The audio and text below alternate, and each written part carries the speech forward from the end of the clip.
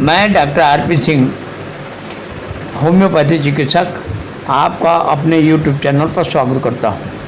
आज मैं आपको पुत्र पाना है तो कैसे गर्भाधान करें के संदर्भ में बताने जा रहा हूं।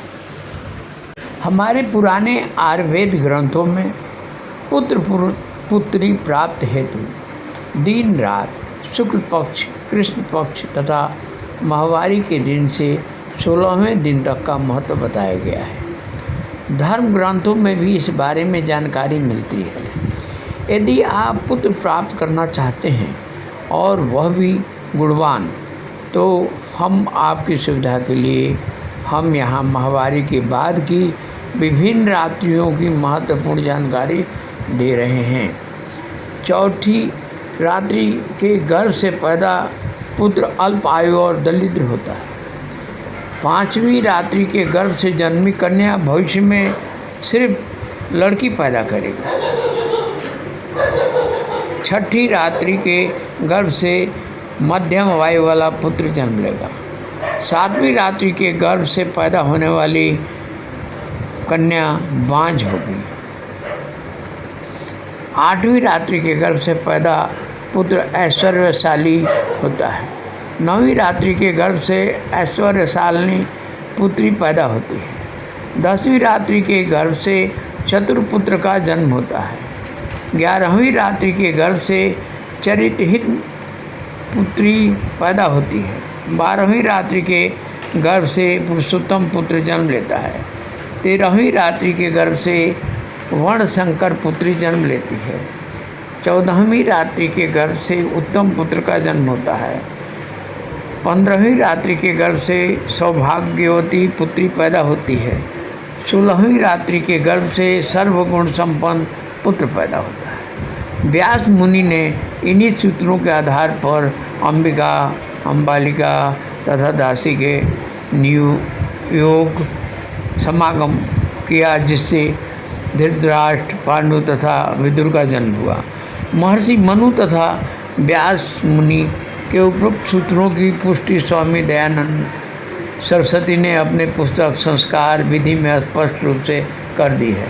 प्राचीन काल के महान चिकित्सक वाग्भट तथा भावमिश्र ने महर्षि मनु के उपरोक्त कथन की पुष्टि पूर्ण रूप से की है।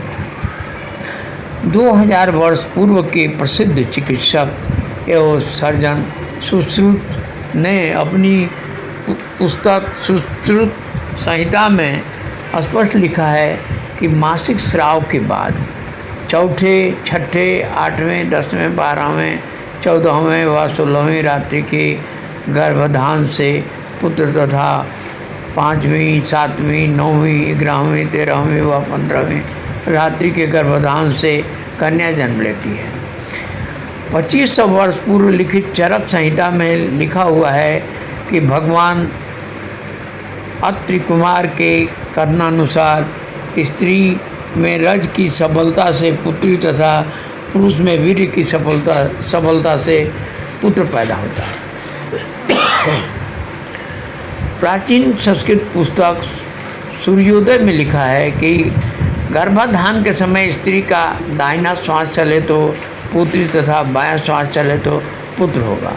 यूनान के प्रसिद्ध चिकित्सक तथा महान दार्शनिक अरस्तु का कथन है कि पुरुष और स्त्री दोनों के दाहिने अंडकोश से लड़का तथा बाएं से लड़की का जन्म होता है। चंद्रावती ऋषि का कथन है कि लड़का लड़की का जन्म गर्भाधान के समय स्त्री पुरुष के दाएं बाएं श्वास क्रिया, पिंगला, ढूंढा, नाड़ी, सूर्यस्वर तथा चंद्रस्वर की स्थिति पर निर्भर करता है। कुछ विशिष्ट पंडितों तथा ज्योतिषियों का कहना है कि सूर्य के उत्तरायण रहने की स्थिति में गर्भ ठहरने पर पुत्र तथा दक्षिणायन रहने की स्थिति में गर्भ ठहरने पर पुत्री जन्म लेती है। उनका यह भी कहना है कि मंगलवार, गुरुवार तथा रविवार पुरुष दिन है, अतः उस दिन के गर्भाधान से पुत्र होने की संभावना बढ़ जाती है। सोमवार और शुक्रवार कन्या दिन है, जो पुत्री पैदा करने में सहायक होते हैं। बुध और शनिवार नपुंसक दिन है, अथवा समझदार व्यक्ति को इन दिनों का ध्यान करके ही गर्भधारण करना चाहिए। जापान की सुविख्यात चिकित्सक डॉक्टर कताज का विश्वास है कि जो औरत गर्भ धारने के पहले तथा बाद कैल्शियम युक्त भोजन पदार्थ तथा औषधि का इस्तेमाल करती है उससे अक्सर लड़का, तथा जो मैग्नीशियम युक्त भोज्य पदार्थ जैसे मांस, मछली, अंडा आदि का इस्तेमाल करती है उससे लड़की पैदा होती है। विश्वविख्यात वैज्ञानिक प्रजनन एवं स्त्री रोग विशेषज्ञ डॉक्टर लैंड्रम बी सेटल्स ने हजारों अमेरिकन दंपतियों पर प्रयोग कर प्रमाणित कर दिया है कि स्त्री में अंड निकलने के समय से जितना करीब स्त्री को गर्भधारण कराया जाए उतनी अधिक पुत्र होने की संभावना बनती है। उनका कहना है कि गर्भधारण के समय यदि स्त्री का योनि मार्ग क्षारीय तरल से युक्त रहेगा तो पुत्र तथा अम्लीय तरल से युक्त रहेगा तो पुत्री होने की संभावना बनती है। पुत्र प्राप्ति के लिए आयुर्वेद में बहुत सारे उपाय बताए गए हैं। हम आपको प्लास की पत्ती के बारे में बता रहे हैं। प्लास की पत्ती गाय के दूध में 60 दिन लेने पर गर्भ ढार जाता है और इससे पुत्र प्राप्ति भी होती है। स्त्री और पुरुष को कुछ सावधानियां बरतना होगा। लड़का पैदा करने के लिए स्त्री और पुरुष को लगभग 6 महीने पहले से ही तैयारी करनी पड़ती है। पति को दूध से बनी हुई चीज़ें जैसे पनीर, दूध, मक्खन, मेवा, रबड़ी आदि का सेवन करना चाहिए। लड़का पैदा करने के लिए पुरुष को अपनी पत्नी के साथ संभोग करने से 6 महीना पहले ही खटाई खाना छोड़ देना चाहिए। इस दौरान पति को संभोग करते समय कंडोम आदि का प्रयोग करना चाहिए, लेकिन 6 महीने तक बताई गई दूध और दूध से बनी चीज़ों का सेवन करना चाहिए और वीर्य को बढ़ाने वाली औषधियों का सेवन करना चाहिए।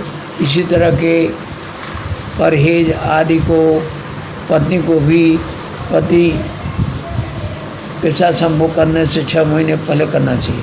अगर उसे लड़का चाहिए तो पत्नी को इस दौरान अंगूर, टमाटर, संतरा, तरबूज, केले, शलजम, मौसमी और मिर्ची आदि का स्त्री को सेवन नहीं करना चाहिए।